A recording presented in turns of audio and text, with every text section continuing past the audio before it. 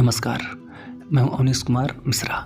आज हम बात करेंगे भोजपुरी की न्यू अपकमिंग फिल्म मेहंदी तेरे नाम के बारे में।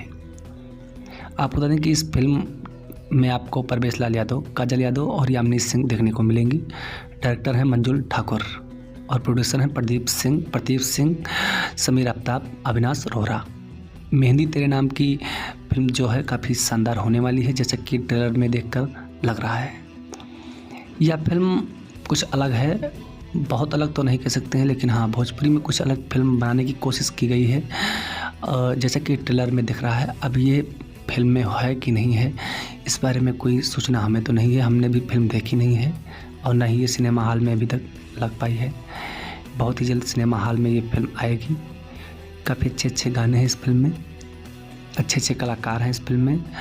देखने वाली बात है कि ये फिल्म कितना कमाई कर पाती है, कभी सिनेमा घर में लगती है या फिर सिर्फ टीवी पर या यूट्यूब पर आती है, ये देखने वाली बात होगी। आप कितना एक्साइटेड हो इस फिल्म के लिए, कमेंट करके ज़रूर बताइएगा। धन्यवाद।